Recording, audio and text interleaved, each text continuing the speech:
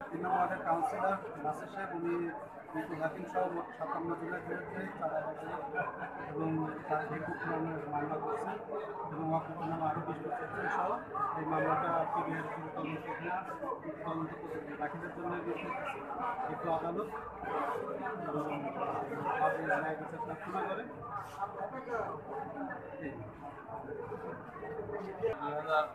২০১৮ সালে আমার এক্সকেভেটর মৃদুল হাকিম সহ তার সান্ড পাণ্ডরা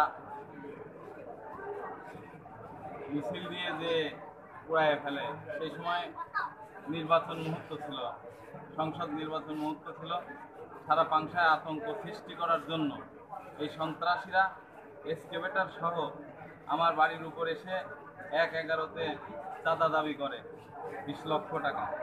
সেই চাঁদা ৫ লক্ষ টাকা দিয়ে এবং ১৫ লক্ষ টাকা দিতে না পারার কারণে আমার এই এক্সকেভেটর পুরায় এবং আমাদের বাড়িতে হামলা করে। আমরা বাড়ি থেকে পালায়া থাকি নির্বাচনের আগের পরের দিন পর্যন্ত। নির্বাচন হয়ে যাওয়ার পরে বাড়িতে আসতে হয়। এ সময় আপনাদের উপরে কি মানে শারীরিক বা পাশবিক কোনো নির্যাতন করছে? হ্যাঁ, শারীরিক পাশবিক হুমকি ধামকি বহু রকম এবং বিস্ফোরক মামলা পর্যন্ত ওই সময় অনেকের নামে দিয়েছিল।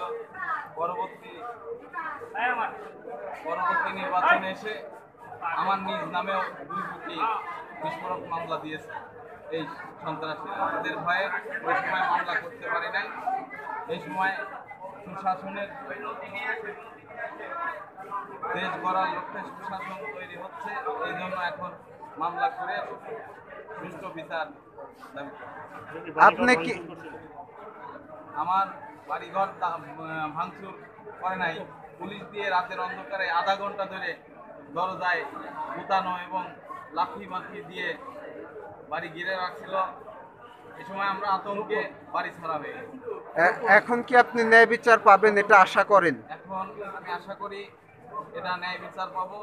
এই আলামত এক্সকেভেটর পুরানোর যে এক্সকেভেটরটা এখনো আলামত হিসাবে আমি আমার জায়গায় রেখে দিয়েছি।